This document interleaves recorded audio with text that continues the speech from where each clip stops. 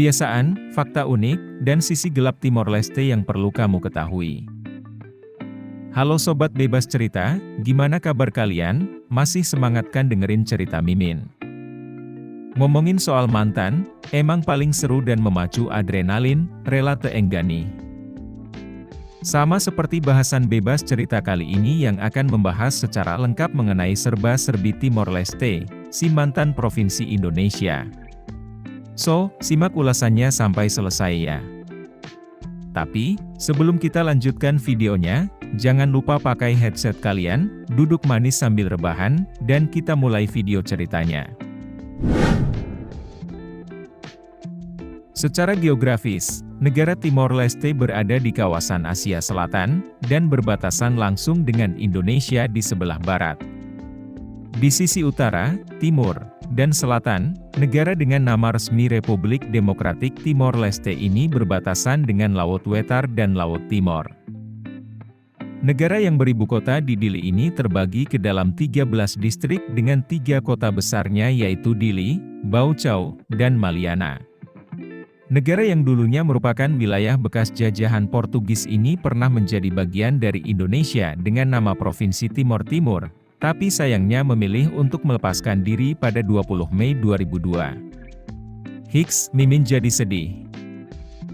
Udah jadi sebuah negara, Timor Leste ternyata menyimpan banyak hal yang menarik buat dicari tahu. Mulai dari kebiasaan, fakta unik, hingga sisi gelapnya. Yuk, intip satu persatu. Kebiasaan orang-orang Timor Leste. Pernah jadi bagian dari Indonesia, gimana ya kebiasaan orang-orang Timor Leste? Mari kita simak bareng. Tradisi Tarabandu. Tidak berbeda jauh dengan Indonesia, masyarakat Timor Leste pun masih menjunjung tinggi adat istiadat yang diwariskan oleh leluhurnya. Salah satu adat kebiasaan yang masih terjaga sampai sekarang yaitu Tarabandu. Kegiatan tersebut dimaksudkan untuk menjaga kelestarian lingkungan alam. Adat tersebut dilakukan dengan cara mengumpulkan 40 orang penduduk desa dan kemudian dilanjutkan dengan mengarungi sungai sambil menangkap ikan. Mereka biasanya menggunakan jaring kecil yang dilemparkan menggunakan tangan. Uniknya, setelah ikan berhasil terjaring, para anak-anak akan ikut masuk ke sungai dan melepaskan ikan-ikan tersebut. Walaupun kelihatannya seperti kegiatan remeh, namun itulah inti dari Tarabandu yang bertujuan untuk menjaga ekosistem sungai. Menggunakan bahasa Tetun dalam komunikasi sehari-hari. Negara Timor Leste bisa dibilang cukup unik dalam soal penggunaan bahasa. Sebagai bekas jajahan Portugis, negara ini secara resmi menggunakan bahasa Portugis. Namun, dalam kehidupan sehari-hari, masyarakat di sana justru lebih sering menggunakan bahasa Tetun. Bahasa tersebut merupakan bahasa asli dari masyarakat Timor Leste. Uniknya lagi, sebagian masyarakat di Kabupaten Belu dan Malaka Nusa Tenggara Timur, NTT, juga menggunakan bahasa tersebut. Menggunakan kain tenun saat upacara adat. Bagi masyarakat Timor Leste, kain tenun adalah hal yang wajib dipakai apabila menghadiri suatu upacara adat. Namun, sebenarnya selain kain tenun masih ada aksesoris lainnya yang biasanya dipakai oleh masyarakat Timor Leste. Beberapa aksesoris yang dipakai yaitu gelang tangan, ikat kepala, dan kalung. Bagi masyarakat di sana, kegiatan menenun sudah menjadi kebiasaan yang merupakan warisan dari para leluhur. Fakta unik negara Timor Leste. Kita lanjut ke fakta unik dari negara asal suami diva pop Indonesia Krisdayanti yakni Raul Lemos, ini dia. Terdapat bangunan peninggalan dari Indonesia. Walaupun sudah 21 tahun lamanya memisahkan diri dari Indonesia, namun beberapa peninggalan bangunan yang dibuat oleh pemerintah Indonesia masih kokoh berdiri dan digunakan masyarakat Timor Leste loh. Salah satu peninggalan tersebut yaitu Masjid An-Nur yang terletak di ibu kota negara, Dili. Masjid yang terdiri dari 2 lantai tersebut digunakan secara aktif untuk tempat ibadah dan pendidikan sekolah. Masjid ini dibangun oleh seorang pemuka agama di Kampung Alor yang bernama Imam Haji Hasan bin Abdullah Balatiaf. Nah, Pada saat Timor Leste masih menjadi bagian dari Provinsi Indonesia, masjid yang identik dengan warna hijau tersebut direnovasi atas perintah Pangdam 9 Udayana, Maijen Dading Kalbuadi pada tahun 1981. Mengalami 2 kali kemerdekaan. Di awal tadi Mimin sudah menyebutkan kalau Timor Leste ini dulunya pernah menjadi salah satu provinsi terluar di Indonesia. Namun, pada 28 Mei 2022, rakyat Timor Leste melalui mekanisme yang disebut sebagai referendum, memilih untuk memisahkan diri dari NKRI. Singkat cerita, wilayah yang saat masih menjadi provinsi Indonesia ini dikenal dengan Timor Timor, kemudian berganti nama secara resmi menjadi Timor Leste. Uniknya, negara Timor Leste ini pernah mengalami momen kemerdekaan juga sebelum tahun 2002. Tepatnya hal itu terjadi pada 28 November 1975 dikala pasukan revolusioner berhasil mengusir tentara Portugis. Pasukan revolusioner tersebut dikenal sebagai Fretilin. Setelah sebelumnya dijajah oleh Portugis sejak abad ke-16, masyarakat Timor Leste untuk pertama kalinya lepas dari cengkraman penjajah. Dan, tepat 9 hari setelah mendeklarasikan diri sebagai negara berdaulat, militer Indonesia datang ke sana dan menjadikan kawasan Timor Timur menjadi provinsi ke-27 di Indonesia dari sejak tahun 1975 hingga 2002, sebelum akhirnya memisahkan diri. Tidak punya mata uang sendiri. Ternyata Timor Leste termasuk satu dari sedikit negara di dunia yang tidak memiliki mata uangnya sendiri. Iya, itu karena setelah mereka memilih untuk memisahkan diri dari Indonesia, negara tersebut lebih memilih untuk menggunakan dolar Amerika sebagai mata uang resmi.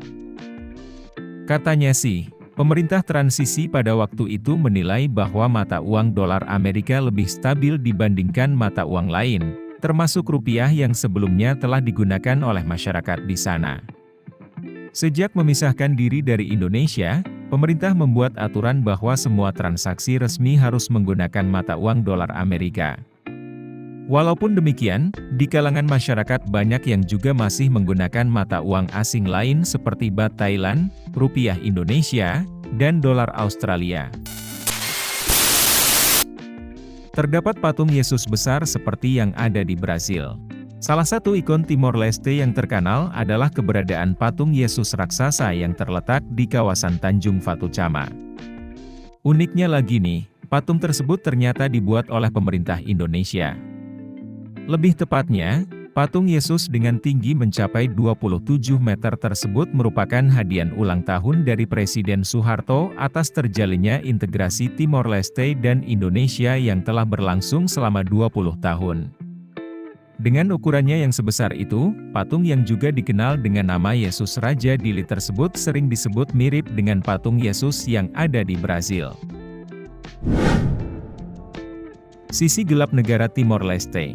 Sisi gelap seolah jadi bagian dari semua negara. Lantas, apa saja sisi gelap yang dimiliki Timor Leste? Tragedi Santa Cruz. Tidak sampai 2 minggu sejak Timor Leste menyatakan kemerdekaan dari Portugis, Presiden Soeharto mengirim pasukan tentara Indonesia ke sana. Pendaratan yang dilakukan pada 7 Desember 1975 tersebut sering dikenal dengan sebutan Operasi Seroja. Singkat cerita, kawasan bekas jajahan Portugis tersebut kemudian menjadi provinsi ke-27 Indonesia kala itu. Keputusan tersebut nyatanya tidak ditanggapi positif oleh semua pihak. Pasukan revolusioner atau Fretilin terus-menerus terlibat konflik dengan tentara Indonesia selama kurang lebih 25 tahun. Konflik tersebut telah mengakibatkan ratusan ribu korban jiwa di kedua pihak. Konflik tersebut mencapai puncaknya pada insiden yang di kemudian hari dikenal sebagai Tragedi Santa Cruz. Tragedi yang terjadi pada November tahun 1991 tersebut menyebabkan ratusan orang meninggal. Menurut data yang beredar, sebagian dari mereka adalah warga sipil dan wartawan asing. Negara termiskin di Asia Tenggara. Dikutip dari Kompas.com yang juga mengutip dari laman Heritage, Pada tahun 2020 lalu, Timor Leste hanya mendapatkan skor 45,9 dalam aspek kebebasan ekonomi. Hal itu membuat negara yang beribu kota di Dili tersebut menempati ranking ke-171. Bahkan, jika dilihat di kawasan Asia Pasifik, Timor Leste menempati urutan 40 dari total 42 negara. Tidak hanya sampai di situ, jika dilihat berdasarkan skor keseluruhan, kondisi perekonomian di sana termasuk yang paling rendah dibanding rata-rata negara lain di dunia. Dengan roda perekonomian yang banyak bergantung pada sektor minyak, pertumbuhan produk domestik bruto, PDB-nya terbilang lemah. Bahkan, perputaran uang justru lebih banyak disebabkan karena pengeluaran yang dilakukan oleh pemerintah. Fakta tersebut semakin dikuatkan dengan data dari Bank Dunia yang menyebutkan bahwa Timor Leste adalah negara dengan pertumbuhan ekonomi paling lambat di kawasan Asia Tenggara. Ternyata, catatan minor untuk perekonomian Timor Leste tidak cukup sampai di situ aja. Lembaga PBB UNDP menyebutkan secara gamblang bahwa Timor Leste menempati urutan ke-152 sebagai negara termiskin dari total 162 negara yang didata. Negara yang memilih untuk memisahkan diri dari Indonesia itu masih sangat bergantung dengan berbagai produk impor dari Indonesia dan Australia. Dibohongi Australia dan digeruk kekayaan alamnya. Jika dilihat kembali bagaimana proses Timor Leste memisahkan diri dari Indonesia, hal itu tidak terlepas dari campur tangan negara Australia. Pada waktu itu, Australia bertindak seolah-olah sebagai pahlawan yang dengan sukarela memberikan bantuan kepada Timor Leste. Dengan kata lain, Australia menentang keras apa yang dilakukan oleh pemerintah Indonesia kala itu. Bukan hanya mengerahkan militernya, mereka juga menjadi yang terdepan dalam memberitakan segala keburukan yang terjadi di Timor Leste. Pada waktu itu, rakyat dan pasukan revolusioner Timor Leste masih belum sadar dengan niat sebenarnya dari Australia. Namun, setelah Timor Leste resmi berpisah dari NKRI, barulah terungkap ada udang di balik batu. Tanpa menunggu waktu lama, Australia langsung mengambil alih pengelolaan tambang minyak yang ada di sana. Tentu saja, proses tersebut dilakukan dengan mengirim beberapa perusahaan asal Australia untuk membangun kilang-kilang minyak. Pada awalnya, pemerintah Timor Leste tidak merasa curiga dan keberatan dengan tindakan Australia tersebut. Namun, setelah beberapa tahun lamanya, mulailah terjadi negosiasi terkait persentase keuntungan masing-masing pihak. Kabarnya, pihak Australia melakukan berbagai macam cara agar bisa mendapatkan keuntungan yang sebesar-besarnya dari negosiasi tersebut. Pemerintah Timor Leste pun semakin tertekan dan tidak bisa melakukan apa-apa. Lebih mirisnya lagi, roda perekonomian yang selama ini ditopang oleh perminyakan dikabarkan akan segera habis karena terus-menerus dikeruk oleh perusahaan Australia. Cadangan minyak yang tersedia dikabarkan terus mengalami penurunan. Sementara itu, ketergantungan terhadap negara lain seperti Australia, Cina, dan Indonesia pun semakin menguat. Duh, jadi kasihan ya guys. Nah, itu dia bahasan mengenai kebiasaan, fakta unik, hingga sisi gelap kehidupan di Timor Leste. Walaupun udah enggak jadi bagian dari Indonesia, kita doakan semoga perekonomian di sana membaik sehingga berdampak pada kesejahteraan warganya. Segitu dulu pembahasan dari Mimin. Buat kalian yang suka video ini boleh kasih like-nya sekalian subscribe dulu bagi yang belum biar makin afdol. Sekian Mimin pamit, thanks for watching and see you on the next video.